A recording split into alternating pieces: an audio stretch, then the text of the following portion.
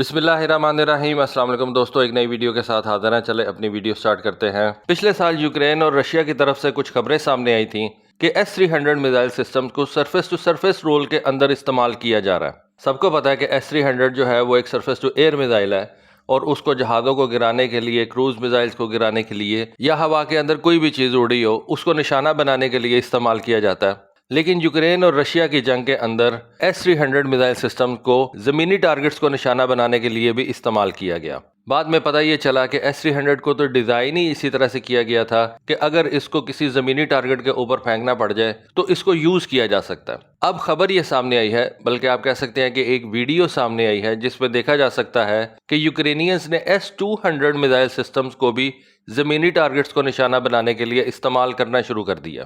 खबर कुछ ऐसे है कि जैसे आपको पता है कि इस वक्त रशिया और यूक्रेन दोनों के पास बैलिस्टिक मिसाइल की शॉर्टेज चल रही है। रशिया के पास तो बैलिस्टिक मिसाइल की इतनी ज़्यादा शॉर्टेज होगी, यह मैं शॉर्ट रेंज बैलिस्टिक मिसाइल की बात कर रहा हूँ, कि रशिया को ईरान से कुछ बैलिस्टिक मिसाइल जो है वो परचेज करने पड़ गए। तो यूक्रेन के पास भी सेम सूरत हाल है। तो इस शॉर्टेज को ख़त्म करने के लिए आप कह सकते हैं कि यूक्रेनियंस ने अपने S-200 surface to air missile systems को जमीनी टारगेट्स के ऊपर फेंकना शुरू कर दिया। अब हुआ कुछ ऐसे कि रशिया की तरफ से एक खबर आती है कि क्राइमियन पेनिनसुला, जिसके ऊपर इस वक्त रशिया का कब्जा है, लेकिन उसके ऊपर क्लेम जो है वो यूक्रेन भी रखता है। तो यूक्रेन ने तकरीबन 4 के करीब ये S-200 मिसाइल सिस्टम जो है वो क्राइमिया के ऊपर मारे। रशियन एयरफोर्स का कहना यह है कि हमने 2 S-200 मिसाइल सिस्टम्स को अपने इलेक्ट्रॉनिक वॉरफेयर एसेट्स के जरिए से न्यूट्रलाइज कर लिया और 2 को हमने काइनेटिकली जो है वो इंटरसेप्ट कर दिया। काइनेटिकली इंटरसेप्ट करने का मतलब यह है कि उनके ऊपर सरफेस टू एयर मिसाइल मारे और उनको तबाह कर दिया, या एयर टू एयर मिसाइल मारे और उनको तबाह कर दिया। ज़्यादातर चांसेस यही हैं कि सरफेस टू एयर मिसाइल मार के उनको तबाह किया गया और उन्होंने कहा कि कोई कैजुअलिटी नहीं हुई, कोई डिस्ट्रक्शन नहीं हुई और ये हमला जो है वो हमने नाकाम बना दिया। लेकिन हमारे सामने ये वीडियो भी आ गई। इस वीडियो में देखा जा सकता है कि एक S-200 मिसाइल सिस्टम की तरह का एक मिसाइल जो है वो वर्टिकली जमीन के ऊपर आके गिर रहा है और तबाही फैला रहा है। अब ये वीडियो कहाँ पे खींची गई, कहाँ पे ली गई और कोई टारगेट इस वक्त इसके ऊपर नजर तो नहीं आ रहा, लेकिन ये एक S-200 मिसाइल सिस्टम जरूर नजर आ रहा है जो कि वर्टिकली जमीन के ऊपर आके गिर रहा है। इससे ये पता चलता है कि यूक्रेनियंस ने S-200 मिसाइल सिस्टम को सरफेस टू सरफेस रोल्स में इस्तेमाल करना शुरू कर दिया। एक वक्त था कि S-200 मिसाइल सिस्टम USSR के long range air defence system का मेन मिसाइल था।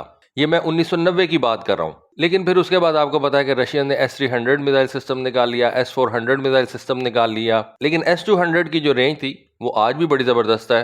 तकरीबन 300 किलोमीटर दूर तक ये किसी भी जहाज़ को निशाना बना सकता है और अगर इसको बैलिस्टिकली फायर किया जाए किसी ज़मीनी टारगेट के ऊपर तो कहते हैं कि ये तकरीबन 500 किलोमीटर भी दूर जाके गिर सकता है। तो ये रशियंस के लिए को बिल्कुल भी अच्छी खबर नहीं है। अगर यूक्रेनियंस S-200 मिसाइल सिस्टम्स को सरफेस टू सरफेस रोल के अंदर इस्तेमाल करते हुए इसकी पूरी रेंज का इस्तेमाल कर लें और 500 किलोमीटर दूर तक इसको फेंक सकें तो ये तो मॉस्को भी पहुंच सकेगा। हमें पता है कि यूक्रेन भी ये S-200 मिसाइल सिस्टम इस्तेमाल करता रहा है, लेकिन यूक्रेन से एक दफ़ा ये गलती हो गई थी कि उसने अक्टूबर 2001 के अंदर इस S-200 मिसाइल सिस्टम के ज़रिए से एक सिविलियन एयरलाइन का जहाज तबाह कर दिया था और उस जहाज के अंदर जितने भी पैसेंजर्स बैठे हुए थे वो सारे के सारे मर गए थे। ये जहाज इजराइल से रशिया जा रहा था।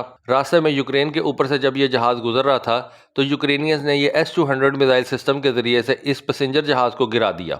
एक तो ये वजह बनी यूक्रेन से इस मिसाइल सिस्टम को ख़त्म करने की, और दूसरा इसकी मेन वजह ये थी कि ये बहुत ज़्यादा पुराना हो चुका हुआ था। इसके सेंसर्स, इसका गाइडेंस सिस्टम जो था वो इंतहाई ज़्यादा जो है वो पुराना हो चुका हुआ था और आजकल के जो मॉडर्न एंटी रेडिएशन मिसाइल्स हैं उनके आगे इस S-200 मिसाइल सिस्टम का ठहरना जो है वो बहुत ज़्यादा मुश्किल होता जा रहा था। इस वजह से यूक्रेनियंस ने इस मिसाइल को जो है वो रिटायर कर दिया। और वैसे भी मैंने आपको बताया कि ये जो S-200 मिसाइल सिस्टम था ये यूक्रेन के पूरे का दिफा नहीं कर सकता था।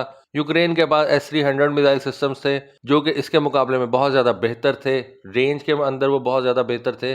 सबसे बड़ी चीज़ कि S-300 मिसाइल सिस्टम जो है वो एक मोबाइल मिसाइल सिस्टम है, एक गाड़ी के ऊपर रख के तो उसको मूव करवाया जा सकता है। S-200 का जो सबसे बड़ा डिसएडवांटेज है वो ये कि ये एक जगह पे खड़ा रहता है, इसको फिक्स करके आपको इस्तेमाल करना पड़ता है। इस मिसाइल सिस्टम को ईरानियंस भी इस्तेमाल कर रहे हैं। खैर ईरानियंस ने कुछ इसका जो है वो तोड़ निकाला था, इसको मॉडिफाई किया था, इसको बेहतर बनाने की कोशिश की थी और उन्होंने इसको थोड़ा सा जो है वो मोबाइल कर लिया था। लेकिन ये एक अच्छा खासा बड़ा मिसाइल होता है और इतने बड़े मिसाइल को आप इतना ज़्यादा मोबाइल कर भी नहीं सकते। S-300 के अंदर जिस तरह के मिसाइल आते हैं उनको आसानी से आप एक जगह से दूसरी जगह पे लेके जा सकते हैं, अच्छे तरीके से छुपा सकते हैं। शूट एंड स्कूट के जरिए से आप फायर करके उसको दूसरी जगह पे लेके जा सकते हैं। फिर S-300 और S-400 सिस्टम्स के अंदर नए इलेक्ट्रॉनिक्स लगे हुए हैं, सारा कुछ उनके अंदर नया लगा हुआ। इस वजह से ये S-300 मिसाइल सिस्टम और S-400 मिसाइल सिस्टम S-200 से काफ़ी ज़्यादा बेहतर समझे जाते हैं। लेकिन मेन फ़र्क जो है वो मोबिलिटी का।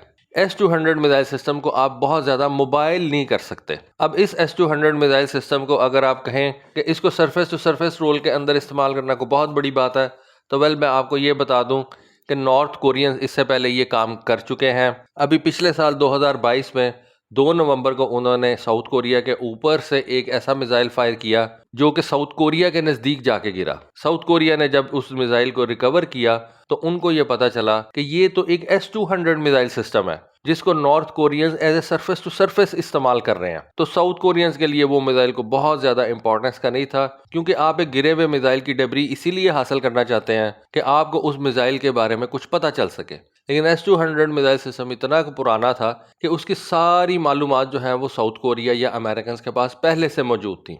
लेकिन फिर भी अपने अंदर ये एक बहुत बड़ा वाकया था कि नॉर्थ कोरियन ने इस S-200 को सरफेस टू सरफेस मिसाइल के तौर पे इस्तेमाल किया। नॉर्थ कोरियंस के पास इस वक्त बड़े ज़बरदस्त किस्म के ICBMs मौजूद हैं, IRBMs मौजूद हैं, लेकिन उन्होंने इस S-200 को भी इस्तेमाल किया।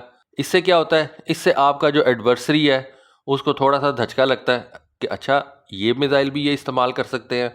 फिर आपके एडवर्सरी को इस मिसाइल के बारे में भी जो है वो सोचना पड़ता है कि इसको किस तरह से रोकना है, इसको किस तरह से ज़मीन पे ही तबाह कर देना है। तो आप अपने एडवर्सरी को जंग के अंदर जो है वो सरप्राइज करते रहते हैं। तो इसी वजह से नॉर्थ कोरियंस ने इस S-200 मिसाइल सिस्टम को इस्तेमाल किया और साउथ कोरियंस को एक मैसेज दे दिया कि हमारे पास ये भी एक बड़े नंबर में मौजूद है। S-200 मिसाइल सिस्टम इस वक्त दुनिया में बिल्कुल जो है वो आप कह सकते हैं कि बहुत कम कंट्रीज इस्तेमाल कर रही हैं। मेरा नहीं ख्याल कि यूक्रेन ने ये जो S-200 मिसाइल सिस्टम इस्तेमाल किया है ये उसके अपने मुल्क के अंदर था। जैसा कि मैंने आपको बताया कि जब वो एक पैसेंजर जहाज इस S-200 मिसाइल सिस्टम के जरिए से तबाह कर दिया गया था, उसके बाद इन S-200 मिसाइल सिस्टम को यूक्रेन ने ख़त्म कर दिया था। तो मेरा ख्याल है और एनालिस्ट का भी यही ख्याल है कि ये S-200 मिसाइल सिस्टम यूक्रेन को पोलैंड ने दिया है। पोलैंड के अलावा ये S-200 missile system Kazakhstan, Turkmenistan, Azerbaijan और ईरान इस्तेमाल करते हैं। शाम को भी ये S-200 मिसाइल सिस्टम जो है वो एक्सपोर्ट किया गया था।